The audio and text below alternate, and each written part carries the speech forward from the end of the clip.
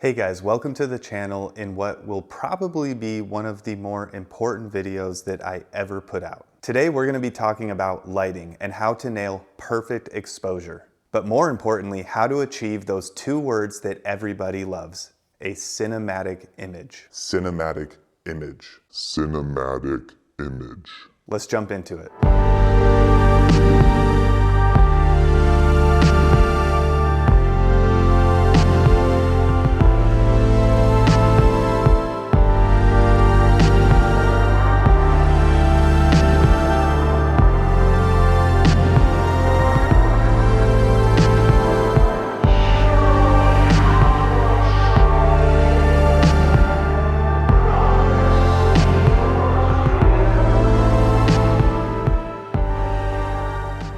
I'll be the first to admit the title to this video is a little clickbaity because you guys love Nikon ZR content.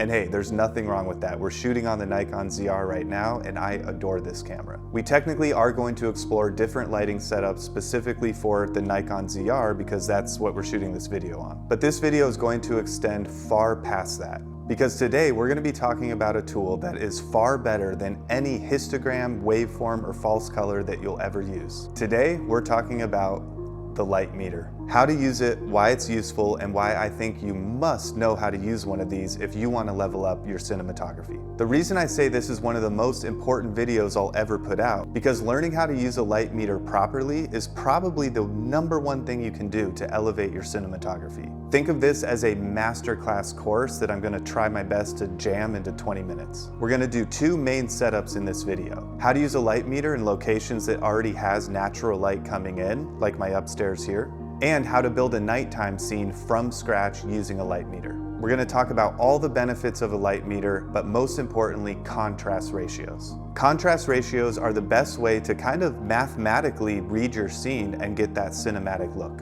So before we dive in, there's three main things you're going to want to know before you start using a light meter. And I'm going to assume that you guys at least have a basic understanding of these things already. In no particular order, the first is going to be f-stops. F-stops are how we're going to measure our light. Now, although light meters can read lux and lumens and foot candles, today we're just going to be talking about f-stops. That's how I've always communicated with my gaffers when we measure light. You'll find that the f-stops on your lens work in tandem with the f-stop readings that your light meter gives you. So you can adjust your lights accordingly to get the contrast ratios that you want. The second thing you'll want to know is middle gray, sometimes referred to as 18% gray. Middle gray is the f-stop reading that your light meter is going to give you. And then you build your scene around that f-stop reading. Now, middle gray does not mean key light. Your key light could be set to middle gray, but sometimes your key light is a stop over, sometimes it's a stop under, and we'll get into that in this video. And the third thing that you're going to want to know is your camera. What camera sensor are you using and what are its limitations? In this video, we'll be using the Nikon ZR. Now, because I've reviewed the Nikon ZR and I've tested it, I understand the limitations that it has between its highlights and its shadows. So my light meter is going to help me assist in what information I'm capturing and what information I'm losing. And to learn all that, this setup is a perfect place to start. But first, let's get into how to actually use a light meter. They come in a lot of forms, but you definitely don't need the best one. Right here I have the Sekonic Lightmaster Pro. It's a fairly budget-friendly light meter that definitely gets the job done. So let's turn this on and show you what we're working with. I'm just going to hold this up to the camera so you can see it better. So you can see here we have all of our information. Right now we're going to be on Cine mode. You'll want to match this information to your camera. Here's our frame rate. You can do a proper 24, and this can go all the way up to like 200 and something. But for today, we're shooting at 23.976. Here we have our ISO. We're gonna leave that at 800. And we have our shutter angle that we'll leave at 180. And here's the actual f-stop reading that it's gonna give you when you take a measurement. The other benefit a light meter has is it's going to list out all the measurements of f-stops at the bottom here. And then you of course have your ball head at the top here that can rotate, and it can retract in if you want a more fine measurement of the light you're capturing. Now, if you use a light meter long enough, you'll kind of memorize the whole f-stop range, but it's good that it has it at the bottom there so you can make very quick calculations as you're taking your measurements. A light meter will also sometimes have what's called a spot meter. Now, the regular ball head on a light meter is just measuring the light that's falling directly onto its surface. And that's what we'll be using today because I do not have the spot meter attachment for this specific light meter. A spot meter is something you'll actually look through on the light meter, and it will measure the light reflecting off of a surface. That comes in handy if something's too far away and you just want to make a quick measurement of the light reflecting off of it. For example, later in this video, we'll be taking a measurement outside. I'm actually going to go outside to take the measurement. If I had a spot meter, I could just turn around, point it at a wall outside, and take the measurement that way, from light that's reflecting off a surface outside. And I should quickly mention that an f-stop of light, or one stop of light, is double the amount of light, or half the amount of light if you're going one under. So f2.8 to 4 is double the amount of light. f4 to 5.6, double the amount of light, etc. That's good to know because if your gaffer has a light at, let's say, 50% and you say add one stop of light, they simply turn it up to 100%, doubling the amount of light. I only mention that because to the naked eye, it doesn't always look like double the amount of light, but technically that's what's happening. I should also mention, I actually don't use a light meter that much anymore, or any exposure tool for that matter. And the only reason why is because I used a light meter for 4 or 5 years. I use one on all 3 of my feature films as a DP, as well as 2 feature films as a gaffer, and countless commercials, music videos, you name it. The benefit of using a light meter is when you do it long enough, you start to really become familiar with light output and contrast ratios, to the point where eventually you can start to really light just with your eye. All that said, let's start with our first setup. I'm gonna take the neutral density off my camera, we're gonna turn off all the lights in here, and we're gonna start from scratch. Okay, everything is off and my lens is set to an f2.8. If we take a reading right now just on my face, we are at an f4. Because we're at a 2.8 to 4 is one stop, which means I'm about one stop over middle gray, which is a decent place for a key light to be. However, you can see that window is completely blown out. There is no information back there. So let's go outside and take a reading.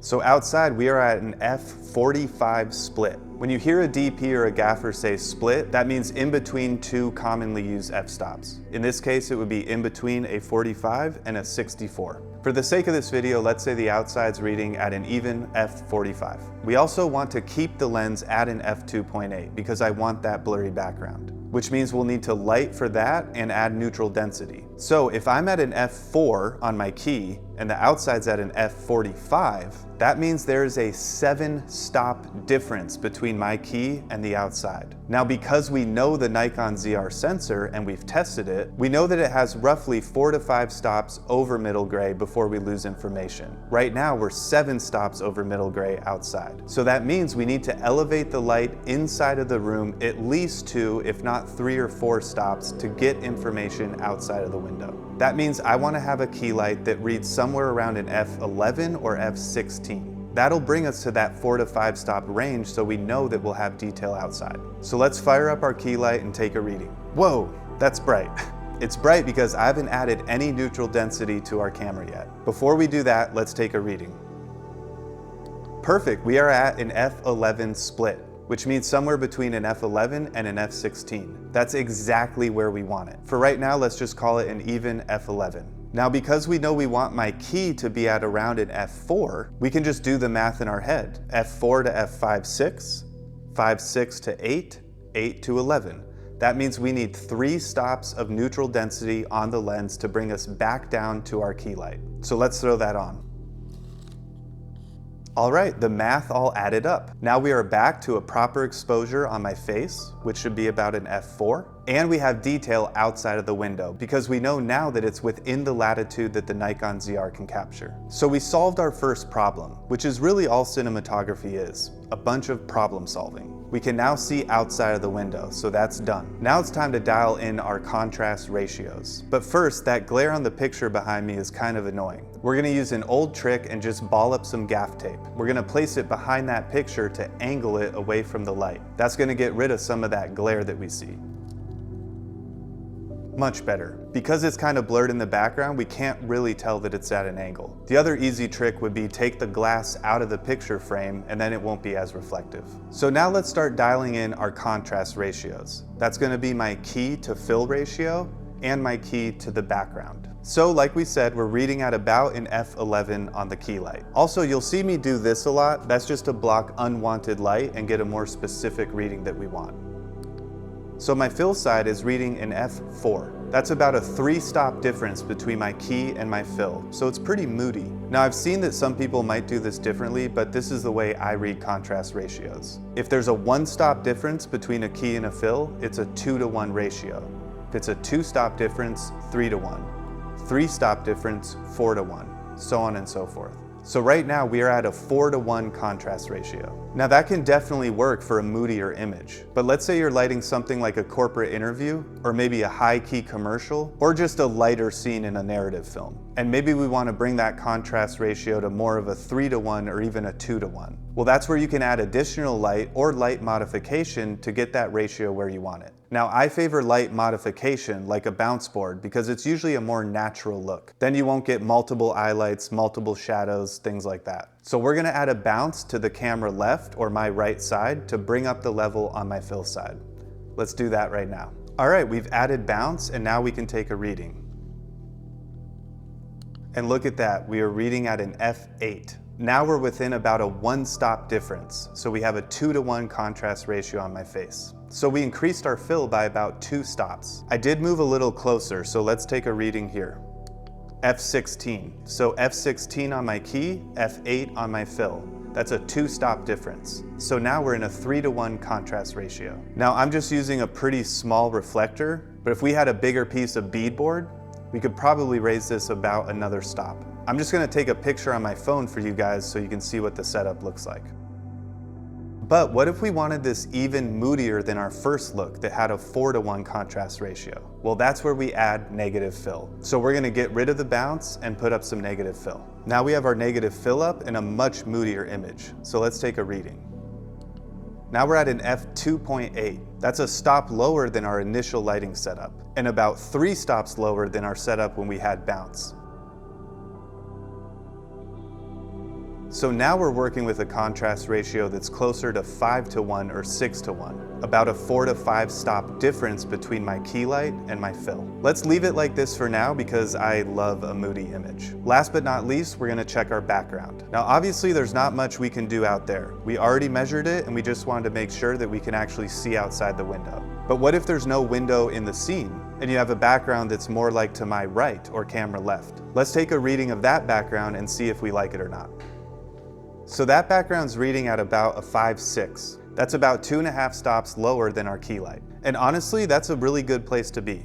It means that I'm gonna pop out from the background and it's gonna still keep it kind of moody. But let's say we wanted to brighten that up just a little bit. Well, we simply add light. For me, the best way to bring up the background level is what we call ambient light. That's just bringing up the overall ambience to a room or an area of a room. Now, because we have negative fill right here and it's gonna block any additional light on my fill side, I'm just gonna do something quick and easy and bounce a light into the ceiling to bring up the ambient of the background. We're gonna be using the Godox ML100R because it's small, it's quick, it's easy, and it's versatile. So let's throw that up and see what it looks like. All right, we put that light up, it's bouncing into the ceiling, so it's still nice and soft, it's not creating a lot of crazy shadows. Let's take a reading.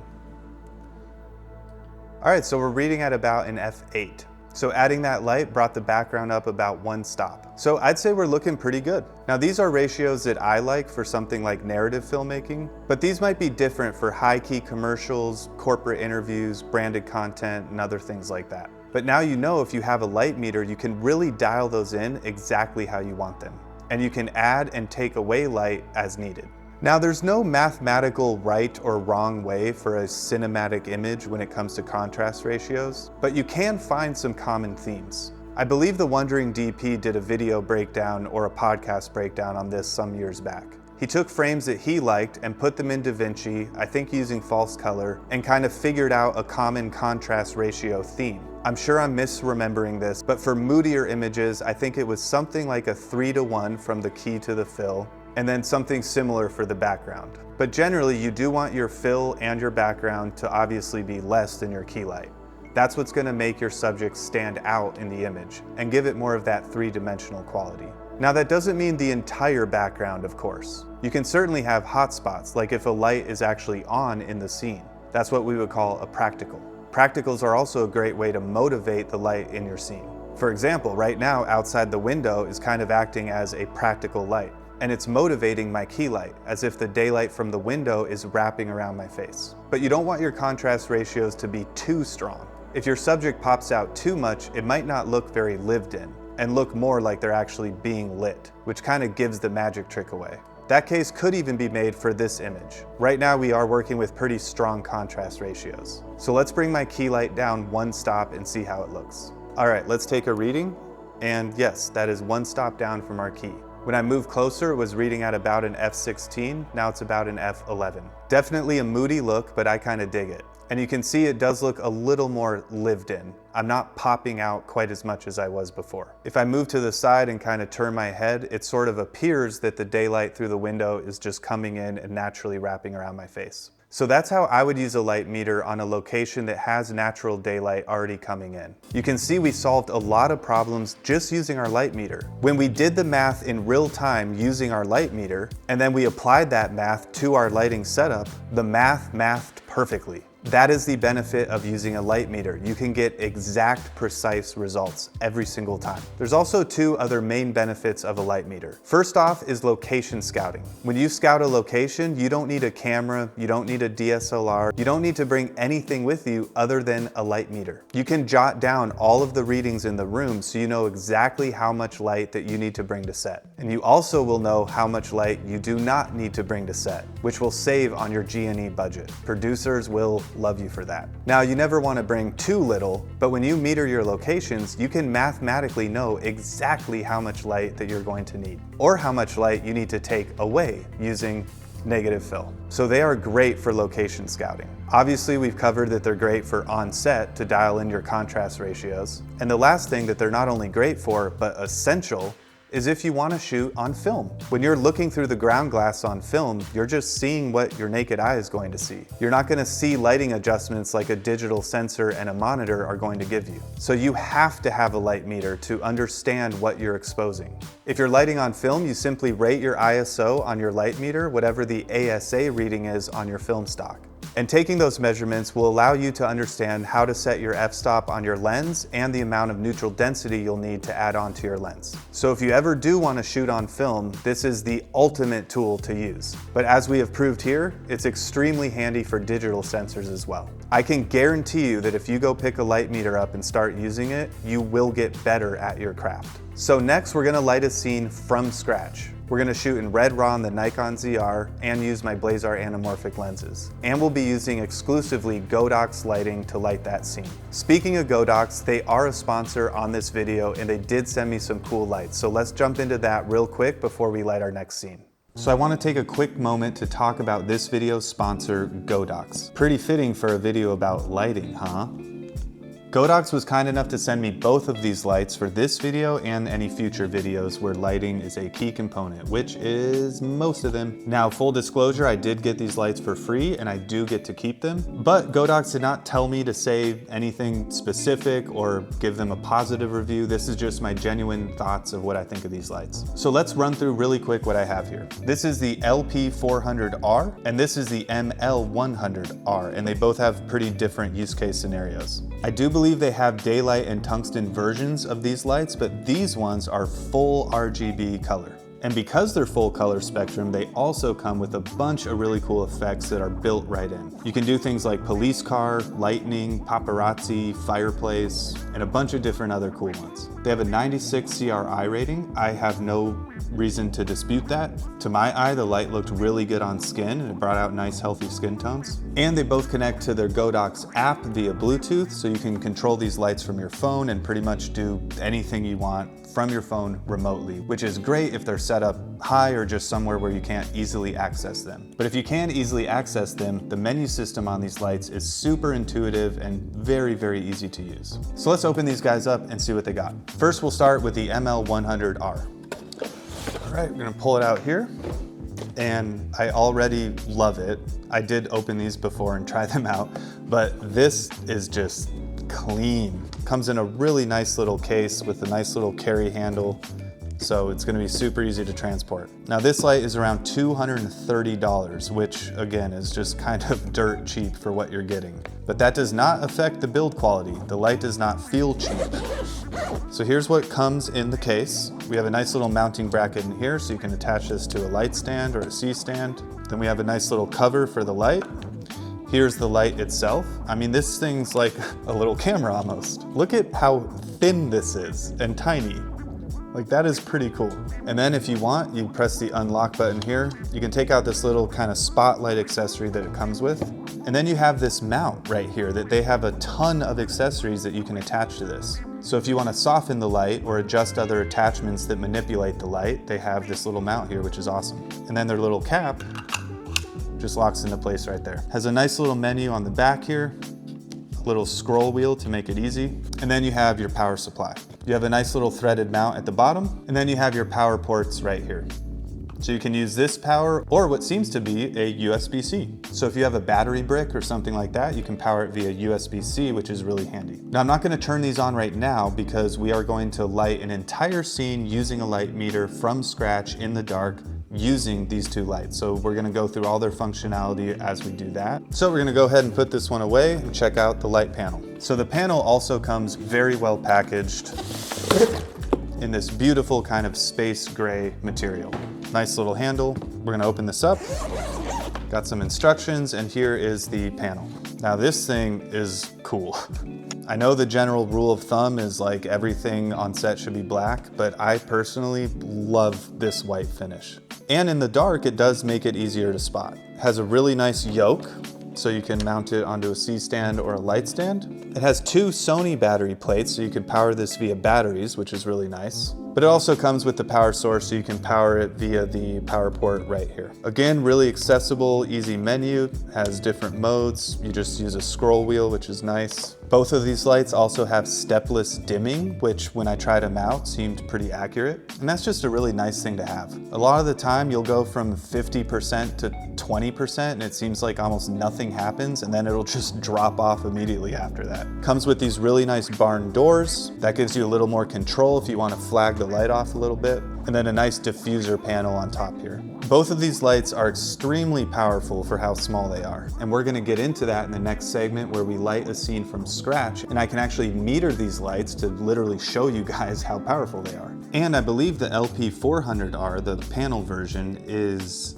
$89, which I thought I was going crazy, but yeah, it is actually that cheap and that powerful and that quality for that price. So let's go put these lights to use. We showed you guys how to use a light meter to adjust your lighting for light that might already be happening in your location. But now we're gonna wait till it's dark out and we're gonna show you how to light a scene from scratch with your light meter. All right, we are here in the bedroom and this is what we are working with. So we have some shears here. We got a balcony with some curtains and some shears back there. And we're gonna wait till it's dark out, but what we can do right now is what's called a pre-light. So we're gonna set everything up and kind of put ourselves in a good position so once it's dark out, we can just turn lights on and set up our shot. So I'm thinking we will set something up on the corner of my bed here, and I can be sitting down and we can kind of just do like a contemplative life moment, but we want to set up our pre-light. So we're gonna do that right now. And I'm gonna kind of walk you guys through what I'm thinking for our setup.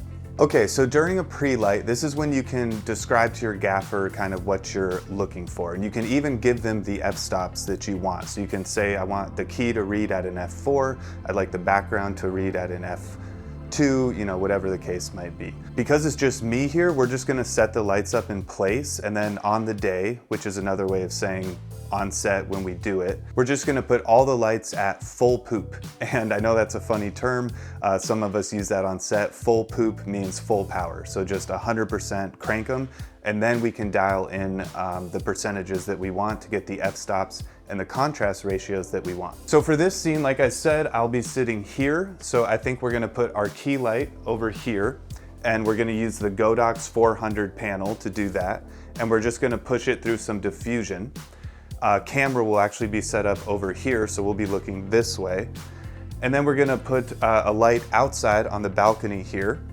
And that's just going to pump through the shears that we have. Side note, make best friends with your art department because shears are the best. Shears not only soften any light coming through, but they add a little art department flavor to the scene, and they block or at least blur what you're seeing outside. So if the outside of your shot happens to be kind of boring or something like that, shears definitely come in handy. And that is certainly the case here because outside of this is just my balcony. All we're seeing is some AstroTurf and a white wall, so it's pretty boring. So we're gonna put a light out here and that's gonna carry through the shears. Now we want a pretty low output. We're gonna start with kind of a moonlight look. So it's probably not gonna actually be enough to come and hit me and give me the edge light that I want, but that's where we're gonna use the smaller Godox light paired with the Cardellini clamp up on this rail here. Because in our final shot, this will be out of frame, we're able to place a light up here and dial in the level that we want to come hit me as an edge light. So it's going to accent what the window is doing and kind of carry that light through to give me an edge light. And then I may put some negative fill here, and I may have some negative fill here to block off light that's hitting the background. So that's the overall plan. We're gonna set that all up right now and show you guys what that looks like. Okay, so we kind of set everything up. The only thing we didn't include yet is negative fill. We're gonna see how all this light plays out first, and then we're gonna add negative fill to taste if we need to flag anything off, or if we need to adjust the contrast ratio from my key to fill and my key to background. So let's walk through what we have right now. We have our diffusion right here. I'm just using my trusty shower curtain. Also keep in mind, this is what I have in my apartment. We don't have a 1-ton grip truck outside. So on an actual set, you'll probably use different material, but I actually love shower curtain, and even on big sets, I always bring shower curtain with me anyway. You can see behind the shower curtain, we have the Godox. This is the 400 panel. So we have this ready for our key light. We might bounce it into the wall and do a book light, but for now, we're just gonna pump it right through the diffusion. You can see up here, we have our other Godox light. This is the smaller one we used in the last setup. So that's gonna bring kind of the edge light out from the window onto me. And then you can see outside on my patio, balcony, whatever you wanna call it, we have an Elation KL panel, which is basically a sky panel. It's very similar. I tested them side by side and they're almost the exact same. And that panel is gonna be used to light the shears once we close those. And yeah, that's pretty much the setup. All right, so these are our lights. The cool thing about most of these, not the KL panel, but the stuff we have inside, is they're all controllable via Bluetooth on my phone. So we're actually gonna do a couple different setups for fun. First, we're just gonna start with kind of a moonlight setup. Then we're gonna add a practical and do a setup with some different color temperatures. Then we'll do a setup as if some street lights are coming through the windows. And then we'll have some fun, we'll play with some color and do kind of a John Wick setup. So I'm gonna take a shower and grab some dinner, and I'll see you guys when it's dark out. Okay, all of our lights are on, and obviously this could almost be a night for day shot. It is way too bright in here, but we do have everything on at full 100%. Now we're still shooting in NRAW on my zoom lens, so we're gonna kind of dial all this in until we're ready to switch to our anamorphic lens and red raw, and then take a shot of the actual scene. So first, let's dial this in. We're gonna pull out our light meter, and we're gonna start dialing in for what we want.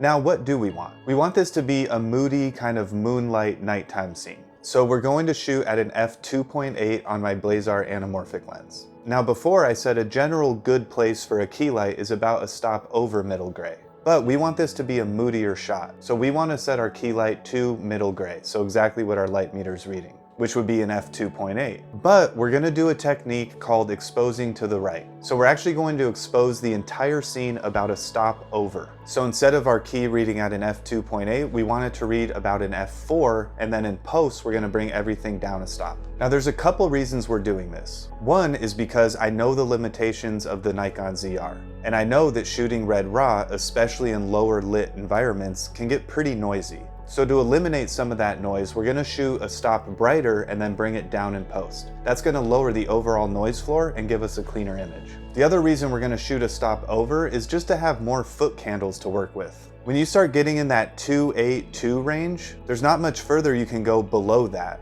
So you're gonna start losing some detail in the shadows. So for moodier nighttime scenes, generally you wanna shoot a little bit over and then bring it down in post. So you'll lower the noise floor and you'll have more detail in your shadows. Now on set, you'd be using your show LUT. Your show LUT is a custom LUT that's built specifically for that shoot. Within that LUT, the image would already be represented at one stop lower. That way, if you are lighting a stop higher on set, you can still look at an accurate image of what it's going to look like in post-production, or at least generally what it's going to look like. So let's start dialing this in. Let's start with the light outside coming through the shears. All right, that's reading at an f4. Because we want our key light to be around an f4, we want the back shears to be more like around an f2, about 2 stops lower than our key light. I'm gonna go make that adjustment right now. All right, we lowered the back, but it's still reading at around an f2.8, and I think that's just because there's a lot of ambient spill in here. So let's dial in our other ratios. We also bounced the light outside into the ceiling, so it's giving a more soft wash on the shears instead of punching right through them. Let's read what our backlight's at. So our backlight is way too hot. We're reading at an f5.6. We want that to be more like an f2 or even an f1.4, just to give us a little bit of rim light on my head. So let's go dial that in. Okay, we lowered the backlight quite a bit, and I gotta say, as a side note, that Godox ML100, that little one, is like crazy powerful for how small it is. Now there's still a lot of spill happening around the room, and just so you guys know, this is actually diffusion, it's not a shear, but that obviously won't be in frame for our final shot. So let's tackle our key light. For our key, we are reading at an f5.6. We want this to be, again, about a 4, so we want to lower it about a stop. The other cool thing with the Godox lights is you can just control them via Bluetooth, so we can actually just dial that in and we don't have to move anywhere. All right, we're connected via Bluetooth, so we can just dim to taste. So we're just gonna dim until we are reading at an f4. All right, that's a 2.8, so we're gonna come up a little bit here. And we have an f4. All right, so we're starting to get somewhere, but I still think that backlight hitting me is a little too hot. And in the actual shot, I'm gonna take my beanie off, so we'll just do that right now. You can see when I take my beanie off, I shave my head and I'm kind of balding anyway. So it's like very spicy on my hair. So there's a really quick workaround to that. We're actually just gonna tilt that light upwards and bounce it off the ceiling so it's a softer wash on my head, and it's gonna lower the light output as well. Let's do that right now. Okay, there we go. So it's still, a little hot just because I'm balding, but it's much softer on the top of my head and a nice kind of even spread. Also, in our actual frame, that's gonna be framed out because we're shooting on anamorphic glass, so you won't see a lot of this stuff that's currently in the frame. Now let's check my fill side. For my fill, we're reading at a f1.4. f4 on the key to 1.4 on the fill is a 3-stop difference. So that's a 4:1 contrast ratio. It's giving us enough light that we have information so we can still lower the noise floor. And it's also giving us a really nice contrast ratio. And one more thing is I'm gonna check the overall background, mainly the white walls. The overall background is reading around a 2. I don't love that. Generally, I'd like my background to be darker than my fill side. So I'm gonna throw up some negative fill right here and see if we can knock that background down a little bit, because it's mainly just the key light spilling onto the background. Let's set that up right now. Okay, this is our negative fill right here. I'm just using some blackout curtain that I have, because again, I'm just using what I have in my apartment. On a real set, I'm sure you would use flags or 4x or a 6x or something like that. But you can see it certainly did the job. The background is much darker now. But there's still plenty of detail because we're working within the latitude of our Nikon ZR. And keep in mind, we're gonna bring all of this down a stop on the actual shot. Hey guys, I'm just gonna interrupt myself here because I know I threw a bunch of footnotes and caveats and it got kind of confusing. So I'm just gonna explain exactly what's happening here. So for the Nikon ZR in Red Raw, what's happening is we are exposing a stop over middle gray. So our key light was reading at an f4, which is middle gray. Our lens was set to a T2.8, which is similar enough to an f2.8. So we're exposing one stop over middle gray. Now, as mentioned, I wanted my key to read somewhere around at middle gray, which would be what our lens is set to, which is a 2.8. And then I want to pull everything down one stop so we get that Moody Moonlight Look, which means our show LUT is actually pulled down 2 stops. So we're actually not just overexposing by 1 stop and pulling it down by 1, we're overexposing by 1 stop and pulling it down by 2. That's gonna give us a really rich, thick negative with plenty of information to work with, and the end result with our show LUT of a very nice, moody nighttime look. This is somewhat specific to the Nikon ZR. The Nikon ZR can get pretty noisy, and there's not as much wiggle room in the shadows as some of the higher end cinema cameras. If I was shooting with something like an Alexa, I might not make that large of an adjustment. I might even just bake the image in. and shoot my key light at something more like an f2, which is ultimately around the result we're going to get with the Nikon ZR and the show LUT applied. But again, because we want a thicker negative with less noise, we're shooting our key light at an f4, and then we're building our contrast ratios based on that. I think with any digital cinema camera, even an Alexa, it's good practice to overexpose nighttime scenes at least a little bit. It's just going to give you more information and lower your noise floor. It's kind of like the push-pull process for film, but modernized. Instead of under or overexposing based on your ISO and how you're rating your camera, you're doing it with your lighting, and then you're pulling it down in post. So I hope that cleared things up. And lastly, the other thing you'll see in the frame is we're trying to create pools of light across the frame, especially when we bring our practical in. You'll see that I'm creating pockets from dark to light to dark to light. That's gonna help create a more three-dimensional and interesting image. Okay, I'll shut up now. Let's get back into it. So I think it's time to throw on our Blazar anamorphic lens, switch to red raw, and see what we're getting. Also, just keep in mind the image we're about to see has the show LUT applied to it. So we have all of our f-stop measurements and everything seems right, more so to my light meter rather than to my eye. That's why these things are so important. So if we metered everything correctly, this should turn out pretty nice. This is really just going to be a color transform into DaVinci Intermediate to Rec. 709, and then I'm going to apply DEHANCER, a film emulation, after to give it a nice little filmic touch. I'm also going to move that fan we have in the background, and the only other thing I might do is add some haze. But I don't want to haze up my bedroom because I'm probably going to go to sleep in a little bit, so we're going to not do any haze for now. All right, let's see what we're working with. Wow. I'm really contemplating the moonlight right now. Okay, so that's the final result. The only other thing I would probably do is get art department in here. Maybe put some pictures up on the walls just so it's not kind of a white wall. But part of the reason this image is kind of flat is because there's not really any color contrast. So what if we bring a practical into the mix and change up the color a little bit? Let's go ahead and do that right now. Okay, now we have a practical on, but we want to switch up the color. And the cool part is we can do everything by phone. So first we're going to change it to a nice warm color. Then we're going to lower the output so it's just a nice faint little glow. The next thing we're going to do is change the Godox backlight to match the color of that. Now we change the color temp all from our phone on the Godox light behind us. So it kind of appears like the practical is lighting enough of the room to give me a little bit of an edge light. But there's another way we could go about this. We can use the practical as motivation for my key light and change this Godox light to match its color. So let's do that right now. First, we're going to change the one behind me back to 5600 Kelvin. And now we change our key light to 2100 Kelvin to give it a real kind of sodium vapor warm look. This is without a LUT, by the way, so let's go ahead and throw our LUT back on and see what it looks like. Wow, I'm really contemplating color contrast. Okay, cool, so now we're back to regular Rec. 709. So you can see how much of a difference it makes to lower it in post and add your color grade. But I will say, and it might be bugging you guys as much as it's bugging me, but it's these white walls. Shooting anywhere with a bunch of white walls is always going to be difficult. It would be a lot nicer if these were like dark wood, or if at least we had some picture frames up there. But we're here to learn lighting ratios, and I still think this serves that well. So last but not least, just because these Godox lights are capable of it, let's really play around with some color and get kind of like a John Wick look.